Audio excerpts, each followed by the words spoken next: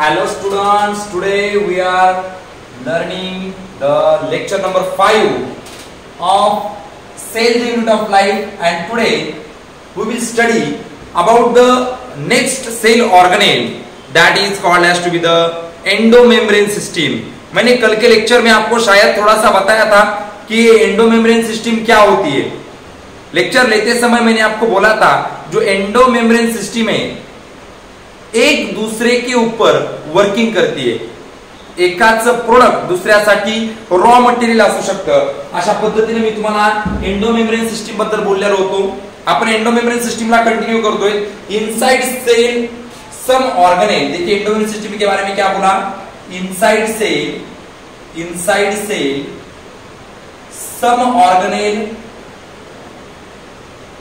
सेलच्या आतमध्ये काही ऑर्गेनेल असे आहेत बाळांनो, inside cell some organelle with lipid bilayer, जे लिपिड बायलेयर बनलेले आहेत, विथ लिपिड बायलेयर, जे लिपिड बायलेयर बनलेले आहेत। तुम्हाला माहिती आहे लिपिड बायलेयर पासून काय बनलेलं आहे, लिपिड बायलेयर पासून बनली सेल मेम्ब्रेन, अर्थातच काय बनली plasma membrane with lipid bilayer, work in a coordinate manner. देखो यहाँ पर मैं क्या बात करने जा रहा हूं, work in a coordinate manner, work in a coordinate manner. बघा हे जे वर्किंग करतात तेव्हा एका कोऑर्डिनेट मॅनर न वर्किंग करतात अँड फॉर्म एंडोमेम्ब्रेन सिस्टम, देखियो endomembrane system and form endomembrane system. जर तुम्हाला कोणी विचारलं की एंडोमेम्ब्रेन सिस्टम कसं काम करते, त्यावेळेस सांगायचं एंडोमेम्ब्रेन सिस्टम कोऑर्डिनेट मॅनर न काम करते बेटा। कसं काम करते बेटा, एंडोमेम्ब्रेन सिस्टम कोऑर्डिनेट मॅनर न काम करते। एंडोमेम्ब्रेन सिस्टम कशी काम करते, कोऑर्डिनेट मॅनर न काम करत असते। लक्षात घ्या, एंडोमेम्ब्रेन सिस्टम कशी वर्क करते, कोऑर्डिनेट मॅनर न वर्क करत असते। हे आपण या ठिकाणी बघत आहोत। Okay, we are studying the endomembrane system. आणि एंडोमेम्ब्रेन सिस्टम मध्ये मी तुम्हाला सांगतोय की ही जी एंडोमेम्ब्रेन सिस्टम आहे एका कोऑर्डिनेट मॅनर न वर्क करत असते। तुम्हाला मी कालच्या लेक्चर मध्ये सांगितलं त्या एंडोमेम्ब्रेन सिस्टम मध्ये येतं ER म्हणजे एंडोप्लाझ्मिक रेटिक्युलम, त्याचबरोबर वेसिकल, ओके, त्याचबरोबर गोल्जी बॉडी, ओके, आणि लास्ट म्हणजे त्या ठिकाणी येतं लायझोझोम। हे ऑर्गेनेल त्या ठिकाणी एंडोमेम्ब्रेन सिस्टम मध्ये येत असतात। ओके, काय काय येतं एक लक्षात घ्या, एंडोमेम्ब्रेन सिस्टम मध्ये येणाऱ्या या ऑर्गेनेलला त्या ठिकाणी हे ऑर्गेनेल या ठिकाणी कोऑर्डिनेट मॅनर न काम करतात, कोऑर्डिनेट मॅनर न, बरोबर आहे, एक सोबत काम करतात। यांच्यामध्ये काम करत असताना कोऑर्डिनेशन होतं, म्हणजे एक दुसऱ्यांसोबत जोडून काम करतात। आणि म्हणूनच आपण या एंडोमेम्ब्रेन सिस्टम मध्ये येणारे जे काही ऑर्गेनेल्स आहेत, जसे की एंडोप्लाझ्मिक रेटिक्युलम आहे, वेसिकल आहे, गोल्गी बॉडी आहे आणि लायझोझोम आहे, या सगळ्यांना एंडोमेम्ब्रेन सिस्टम मध्ये टाकलेलं आहे। एंडोमेम्ब्रेन सिस्टम मध्ये टाकण्याचं कारण एवढंच कारण हे कोऑर्डिनेट मैनर न काम करता। इज दैट क्लियर, यहां तक समझ में आया?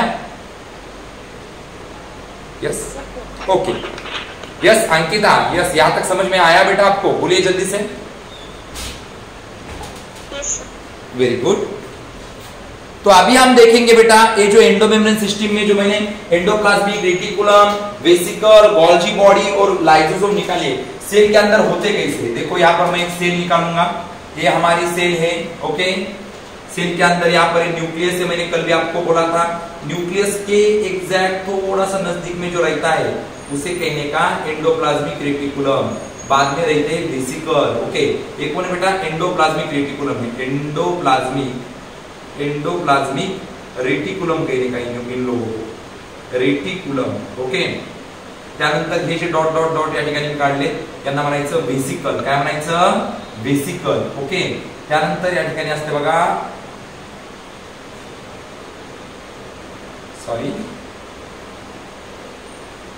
ओके, त्याला म्हटलं होतं मी गोल्जी बॉडी। काय म्हटलं त्याला मी, गोल्जी बॉडी, इसे कहने का गोल्जी बॉडी। ओके, और लास्ट वर्ड पर मैंने कहा था लाइसोसोम्स। ओके, क्या कहा था, लाइसोसोम।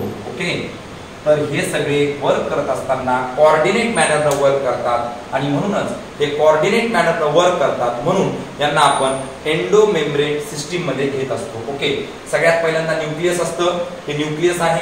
न्यूक्लियसच्या एक्झॅक्ट जवळ जो एंडोप्लाझ्मिक रेटिक्युलम आहे का, एक्झॅक्ट जवळ हे न्यूक्लियस, हे एंडोप्लाझ्मिक रेटिक्युलम जे जवळ आहे ना, जवळ, त्याला म्हणायचं रफ एंडोप्लाझ्मिक रेटिक्युलम, रफ म्हणायचं, रफ. आणि हे जे दूरचं वाला आहे त्याला म्हणायचं स्मूथ एंडोप्लाझ्मिक रेटिक्युलम. ओके, तर आपण रफ एंडोप्लाझ्मिक रेटिक्युलम आणि स्मूथ एंडोप्लाझ्मिक रेटिक्युलम यांच्याबद्दल डिटेल मध्ये डिस्कस करणारच आहोत. त्याआधी मी तुम्हाला एक प्रश्न विचारतो. ओके, मला एक सांगा, न्यूक्लियसच्या जे जवळ एंडोप्लाझ्मिक रेटिक्युलम आहे, न्यूक्लियसच्या जे जवळ वाला आहे त्याचं नाव काय आहे बेटा? Yes, very good, rough endoplasmic reticulum. आणि जे दूरचं आहे त्याला काय म्हणतो आपण? Very good, smooth endoplasmic reticulum. Exact correct answer. So yes बेटा मनीषा, हाँ समझ में आया यहाँ तक? कंसेप्ट क्लियर है यहाँ तक? बोलिए जल्दी से. Okay, yes Ankita, any doubt about the concept endomembrane system के बारे में कुछ? ओके बेटा, चलो ठीक है, आगे बढ़ते हैं. ओके, तो कल मैंने यहाँ तक फिनिश किया था. आज हम देखेंगे एंडोप्लाज्मिक रेटिकुलम के बारे में. ओके, मैं रफ करने जा रहा हूं इसे.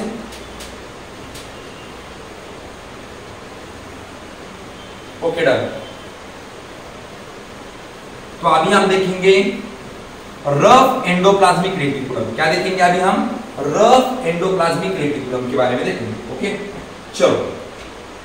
तो पहले तो देखेंगे एंडोप्लाज्मिक रेटिकुलम टाइप्स, तो देखते जाएंगे आगे. ओके, पहले देखेंगे एंडोप्लाज्मिक रेटिकुलम. एंडोप्लाज्मिक सगळ्यांनी व्यवस्थित लक्ष द्यायचं. Endoplasmic reticulum. Okay, reticulum, endoplasmic reticulum बघतोय आपण. एंडोप्लाज्मिक रेटिकुलम सगळ्यांचं व्यवस्थित लक्ष असू द्या.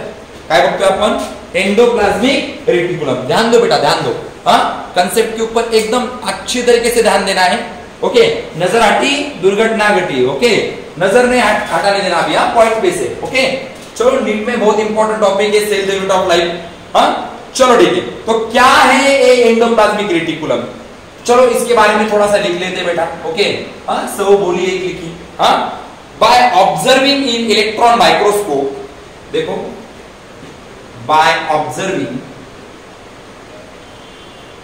In electron microscope, electron microscope, electron microscope, by observing in electron microscope, we observe a structure, we observe a structure made up, बघा कशाने बनलेले बघा, made up of membrane, have made up of membrane, have made up of membrane. कशा कोणतं membrane आहे बघा, made up of membrane have long tube branched and network structure. बघा long tube, त्या ट्यूब कशा आहेत, ब्रांच आहेत, branch. Okay, branch and network structure यांचं, network structure, network structure. Okay, branch आणि नेटवर्क स्ट्रक्चर. बघा आपण इलेक्ट्रॉन मायक्रोस्कोप खाली बघितलं, लक्षात घ्या. एंडोप्लाज्मिक रेटिकुलम कसं शोधलं गेलं, ज्यावेळेस आपण इलेक्ट्रॉन मायक्रोस्कोप खाली बघितलं त्यावेळेस आपल्याला लक्षात आलं, काय लक्षात आलं, काय ऑब्झर्व केलं आपण, structure made up of membrane. हे स्ट्रक्चर मेम्ब्रेन ने बनलेलं आहे आणि याच्यामध्ये लॉंग ट्यूब ब्रांच आहेत आणि त्याच्यापासून नेटवर्क तयार झालेलं आहे. काय तयार झालेलं आहे, नेटवर्क तयार झालंय. मी एक प्रश्न विचारतो, त्या प्रश्नाचं उत्तर द्यायचंय. मला सांगा इलेक्ट्रॉन मायक्रोस्कोपचा शोध कधी लागला? निश्चितपणे तुमचं उत्तर यायला पाहिजे 1950 मध्ये लागला. आणि एंडोप्लाज्मिक रेटिकुलम मग आधी आपण कधी बघितला असेल, निश्चितपणे 1950 के बाद देखा होगा, क्योंकि यहाँ पर एंडोप्लाज्मिक रेटिकुलम को हमने कब देखा है, इलेक्ट्रॉन माइक्रोस्कोप में देखा है. अब इलेक्ट्रॉन माइक्रोस्कोप कब डिस्कवरी हुआ, 1950 में डिस्कवरी हुआ. निश्चितपणे आपल्याला सांगता येईल की एंडोप्लाज्मिक रेटिकुलमला सुद्धा आपण 1950 नंतरच बघितलेला आहे. आता आपण बघूया नेमकं एंडोप्लाज्मिक रेटिकुलम कसं असतं. सपोज दॅट ही आपली सेल आहे, व्यवस्थित पद्धतीने लक्ष द्या, व्यवस्थित पद्धतीने लक्ष द्या. ओके, नजर आटी दुर्घटना घटी बेटा, एकदम व्यवस्थित लक्ष द्यायचंय. हे आपलं एंडोप्लाज्मिक रेटिकुलम आहे. एंडोप्लाज्मिक रेटिकुलम मध्ये हे आपलं न्यूक्लियस आहे. ओके, हे काय बेटा आपलं न्यूक्लियस आहे. आता तुम्हाला एक गोष्ट माहिती आहे, हे आपलं सायटोप्लाझम आहे बेटा, हे आपलं सायटोप्लाझम आहे. Okay, is that clear? Okay, ये आपको पता है, ये अपना क्या है, साइटोप्लाज्म है। इसके बारे में कुछ डाउट है बेटा? यस अंकिता, कुछ डाउट है बेटा इसके बारे में? Okay, yes Mansi, Manisha, have you any doubt about ये साइटोप्लाज्म है बेटा? ओके, और ये न्यूक्लियोप्लाज्म है। ओके, ये साइटोप्लाज्म है, ये न्यूक्लियोप्लाज्म है। न्यूक्लियस के अंदर जो रहता है इसे न्यूक्लियोप्लाज्म कहते हैं। अभी क्या होता है, मेरी बात ध्यान से सुनो, अभी क्या होता है यहाँ पर, ध्यान से देखो, ध्यान से देखो। ये जो एंडोप्लाज्मिक रेटिकुलम रहता है ना, ये एंडोप्लाज्मिक रेटिकुलम न्यूक्लियसला असा चिपकून असतो। ओके,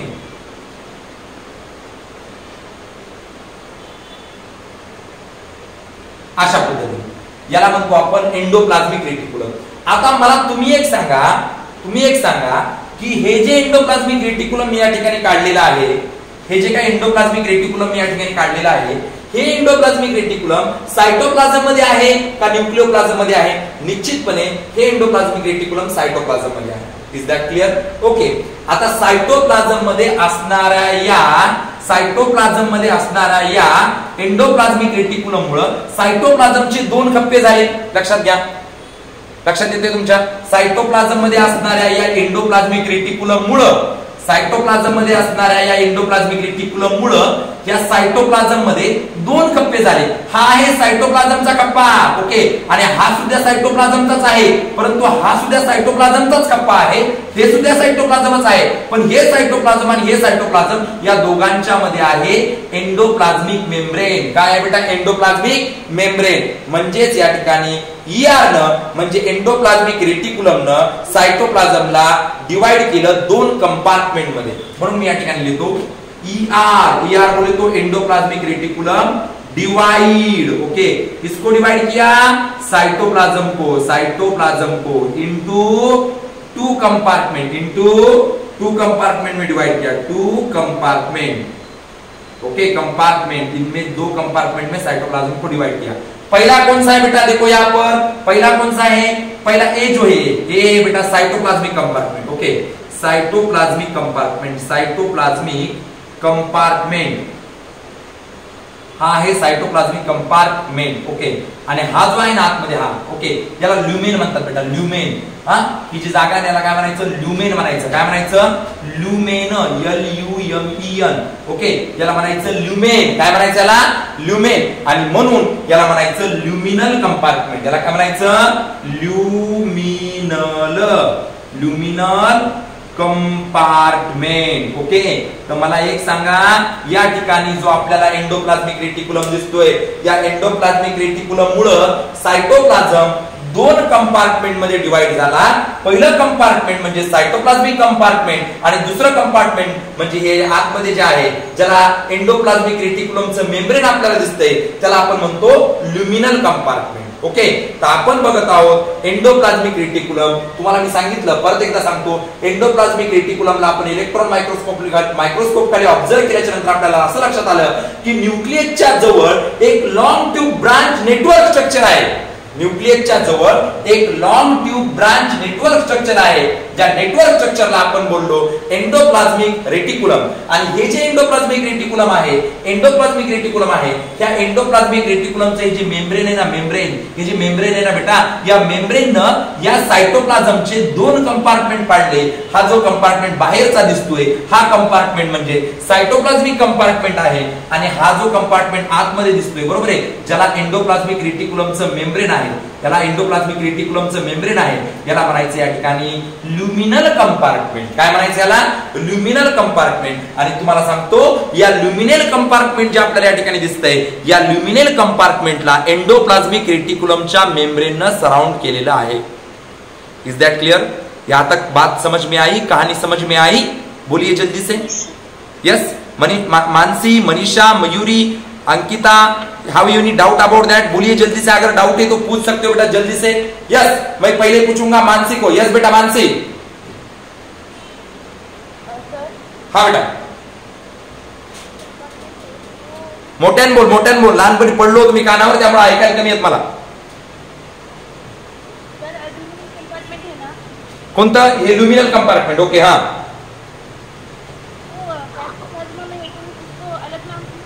नाही, आता हे जे सायटोप्लाझम आहे बेटा, त्या सायटोप्लाझम मध्येच असतो हा ल्युमिनल कंपार्टमेंट. पण मुद्दा एवढाच आहे की ल्युमिनल कंपार्टमेंटला एंडोप्लाझ्मिक रेटिक्युलमचं मेम्ब्रेन असतं. हे बघ, हे सगळं सायटोप्लाझमच आहे. ऍक्च्युअली एंडोप्लाझ्मिक रेटिक्युलम सुद्धा सायटोप्लाझम मध्येच असतो, फक्त याच्यामध्ये सुद्धा रिकामी जागा आहे म्हणून याला सायटोप्लाझम म्हटलेलं आहे. मग हे कोणतं सायटोप्लाझम आहे तर बाबा ल्युमिनल कंपार्टमेंट आहे किंवा ल्युमिनल सायटोप्लाझम आहे. आणि हे सायटोप्लाझम कुठं आहे? आपलं रेग्युलर सायटोप्लाझम आहे. Is that clear?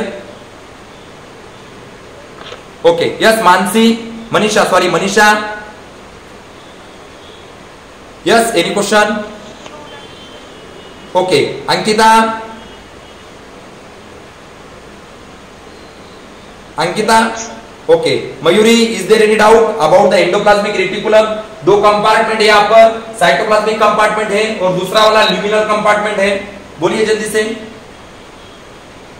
No doubt. Okay, चलो, okay, thank you so much. Endoplasmic reticulum, अभी आपको एक बात मैंने बोली थी कि एंडोप्लाज्मिक रेटिकुलम के 2 टाइप्स होते हैं बेटा. एक तो होता है रफ एंडोप्लाज्मिक रेटिकुलम और दूसरा होता है स्मूथ एंडोप्लाज्मिक रेटिकुलम. उसके बारे में अभी हम डिस्कस करने वाले हैं. ओके, इसे रफ कर देता हूं. ओके, क्या इसे रफ कर दो बेटा? बोलिए जल्दी से. Yes, okay, thank you. चलो,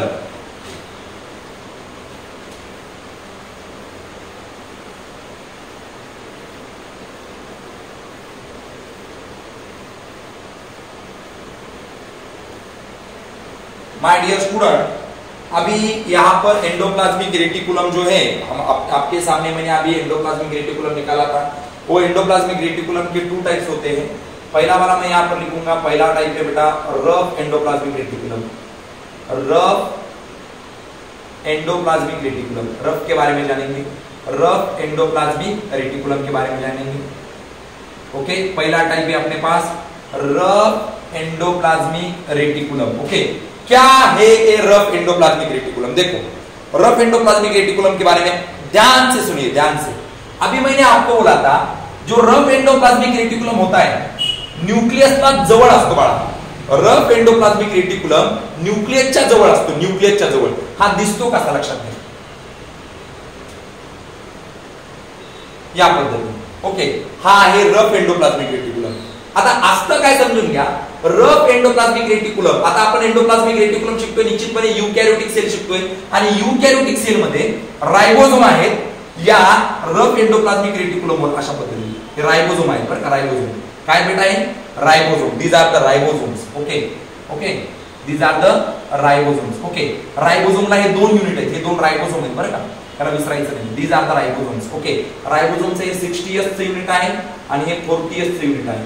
तिकडे पण ते 60S चं युनिट आहे आणि 40S चं युनिट आहे. म्हणजे तुम्हाला एक गोष्ट इथं नवीन कळाली की जो रायबोझोम असतो, रायबोझोम हा रायबोझोम त्या ठिकाणी 2 युनिटनं बनलेला आहे. रायबोझोम हा 2 युनिटनं बनलेला आहे. ओके, यूकॅरियोटिक रायबोझोम 2 युनिटनं बनला, 60S आणि 40S. ओके, 60S आणि 40S. आणि तुम्हाला मी अगोदर सांगितलं की रफ एंडोप्लाज्मिक रेटिकुलम हा न्यूक्लियसच्या जवळ आहे आणि रफ एंडोप्लाज्मिक रेटिकुलम वर रायबोझोम असतात. Rough endoplasmic reticulum associate ribosome on its surface. Okay, is that clear? अभी एक यहाँ पर बोलूंगा तो राइबोसोम के 2 यूनिट है, एक 60S है, एक 40S है. बराबर है बेटा?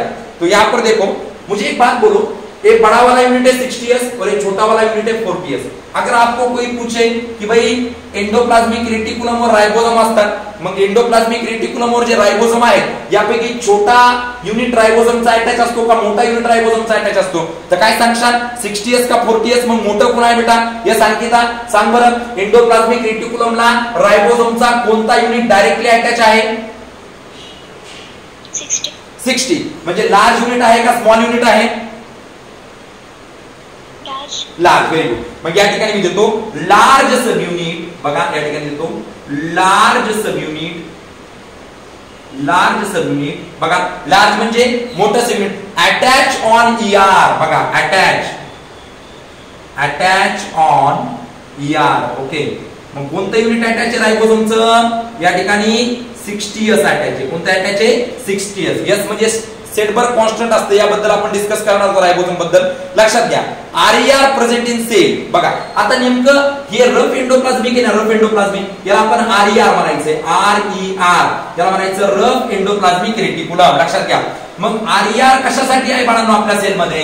आरईआर आपल्या सेलमध्ये काय काम करतं लक्षात घ्या. तर त्यावेळेस सांगायचं प्रोटीन बनवतं बेटा. काय बनवतं? Protein synthesis. लक्षात घ्या, एक गोष्ट तर कायमस्वरूपी लक्षात ठेवायची, जिथं जिथं जिथं जिथं त्या ठिकाणी राइबोसोम येतात तिथं प्रोटीन सिंथेसिस होतच. ही गोष्ट लक्षात ठेवायची. जो भूल जाएगा उसे पाप लगेगा. हाँ, ध्यान में रखने का, भूलना नहीं है बेटा. नीट के स्टूडेंट हो आप. ओके, जो भूलेगा उसे पाप लगेगा बेटा, ध्यान में रखना. ओके, हाँ, वो महापापी है बेटा वो जो भूल गया हो. ओके, तो RER रफ एंडोप्लाझ्मिक रेटिकुलम काय बनवतं? प्रोटीन बनवतंय. काय बनवतं बेटा? प्रोटीन. आपल्या बॉडीला लागणारं बॉडी बिल्डर्स ज्याला आपण म्हणतो, आपल्या बॉडीची ज्यामुळे वाढ होते ज्याला आपण प्रोटीन म्हणतो, बरोबर आहे की नाही? हे प्रोटीन बनवण्याचं काम कोण करत असेल? ते प्रोटीन बनवण्याचं काम करतं रफ एंडोप्लाझ्मिक रेटिकुलम, जे न्यूक्लियसच्या अतिशय जवळ आहे. Is that clear?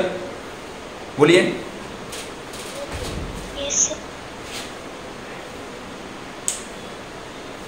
ओके, चलो आगे बढ़ेंगे बेटा. सर. हा बेटा बोल. सर ते एस काय? यस म्हणजे सेडबर्ग युनिट आहे बेटा. ते एक युनिट आहे, unit. Okay, it is the unit ज्याच्यामध्ये आपण रायबोसोमची साईज मोजत असतो. ज्याच्यामध्ये आपण रायबोसोमची साईज मोजतो का, त्याला सेडबर्ग म्हटलं जातं. आपण रायबोसोम ज्यावेळेस डिटेल मध्ये घेऊ त्यावेळेस मी तुला सेडबर्ग बद्दल बोलणार आहे. ओके, अजून एक सांगतो तुम्हाला मी, एक लक्षात घ्या. या राइबोसोम बद्दल म्हणजे आपलं जे रफ एंडोप्लाझ्मिक रेटिकुलम आहे, present in outer membrane of the nucleus. Okay, present in outer membrane of nucleus. न्यूक्लियसच्या आउटर मेम्ब्रेन आहे, बरोबर आहे.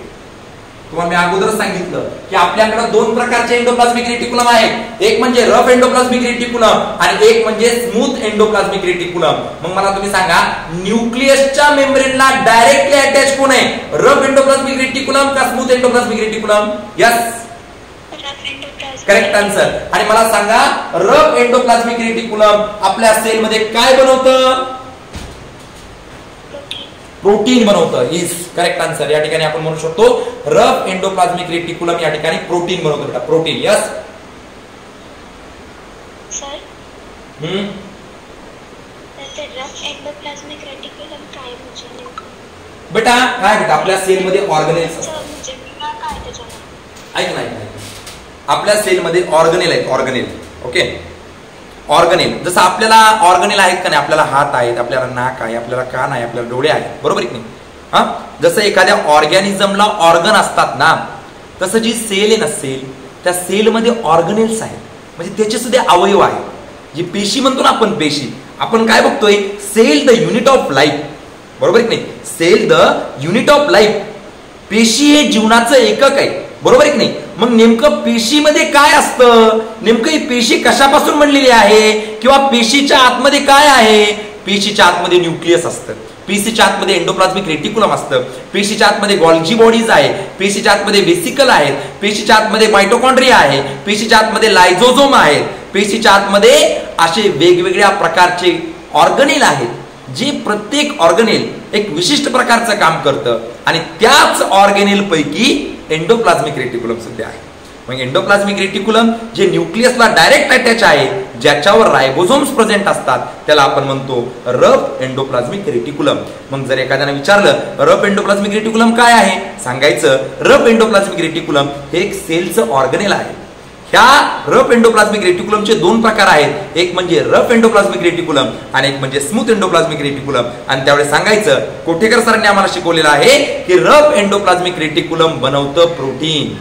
काय बनवतं? प्रोटीन. म्हणजे आपल्या बॉडीला लागणारं प्रोटीन हे कोण बनवतं? रफ एंडोप्लाझ्मिक रेटिकुलमवर असोसिएट असणारे रायबोसोम. मग त्याचे दोन युनिट आहेत, एक म्हणजे 60S आणि एक म्हणजे 40S. रफ एंडोप्लाझ्मिक रेटिकुलमवर जे डायरेक्ट अटॅच असतं त्याचं नाव आहे 60S. Is that clear? Yes बेटा.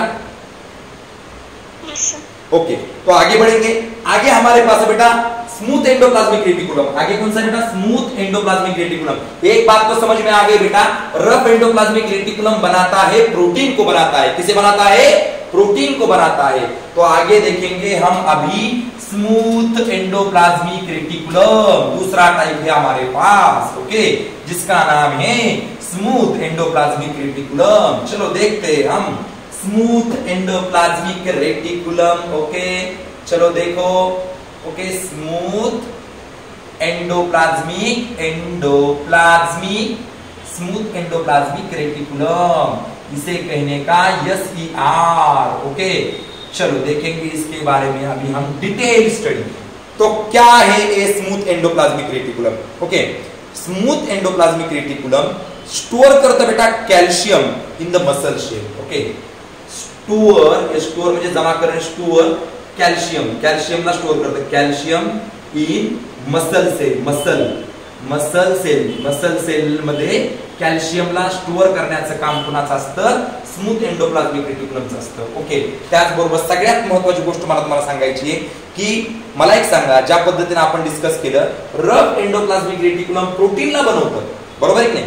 प्रोटीनला बनवतं, तसं स्मूथ एंडोप्लाज्मिक रेटिकुलम कुणाला बनवतं? Smooth endoplasmic reticulum it involve in lipid, बघा, इट इन्व्हॉल्व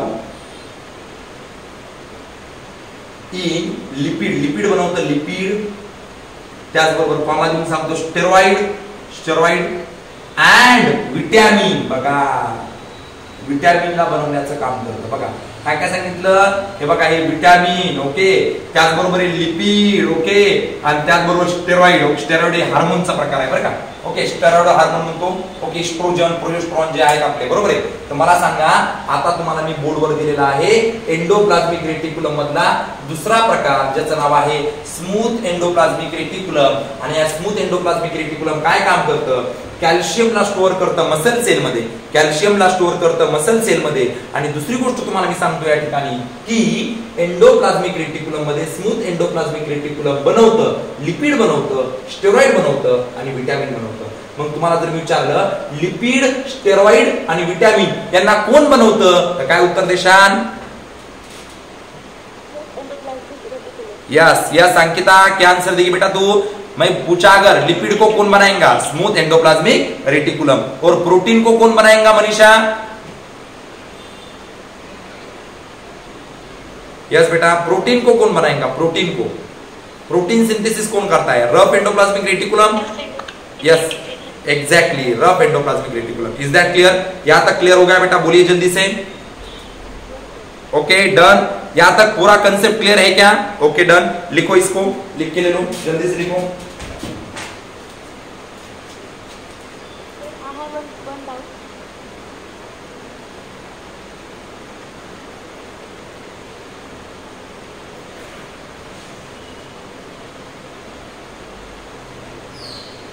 चलो आगे बढ़ेंगे बेटा, आगे बढ़ेंगे।